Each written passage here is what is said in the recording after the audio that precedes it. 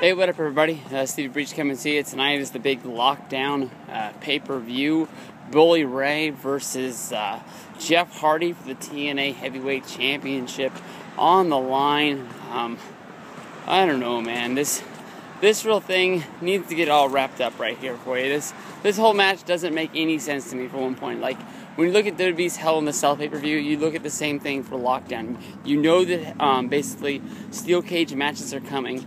Now you need to find out a reason why, this isn't a steel cage match, because basically, when it breaks it all down, it doesn't make any sense to have two guys in a steel cage battling it out when basically there's no real rivalry between the guys. They haven't had a match in basically a good long time, since basically the end of the Bound for Glory series, when it came down to both guys in the final match. That was basically the start of the face turn for Bully Ray, when he said that they could wait till the match to have it on Impact, but Hardy said he wanted to do it right then.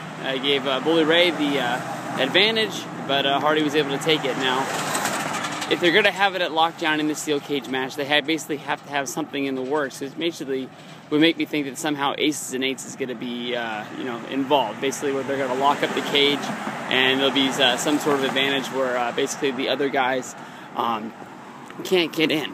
That's the only thing really that I can think of. But you have to find out who is the guy that's going to be revealed as the leader of Aces and Eights. Is it going to be Bully Ray, or is it going to be Hogan? I mean, Hogan's pretty much, you can point the finger at him just as much as anybody else, for the one reason of, when they were trying to figure out who was going to be in the match, they had the four guys battle out on Impact, and Hogan said that he was going to make his pick basically off of those matches, and the matches happened, and then he gave the spot to his son-in-law, Bully Ray, for the reason of, I don't know, because he wasn't in the matches. He wasn't one of the four guys. He just sort of picked him out and said, you're getting a shot, and that's the way it's going to be.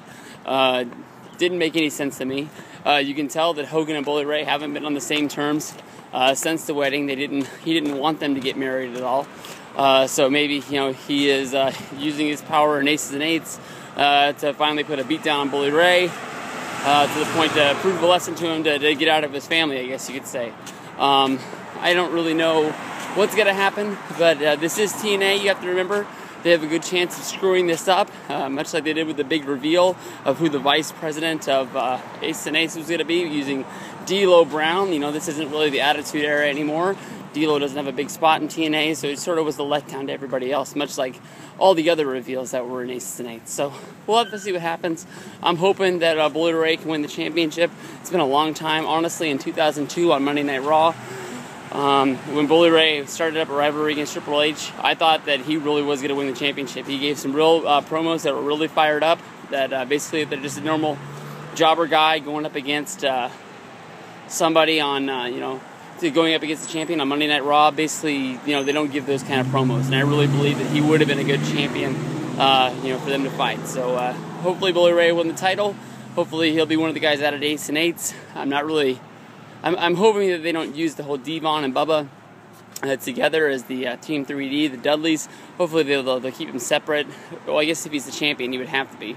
But we'll see where we go from there. Peace out.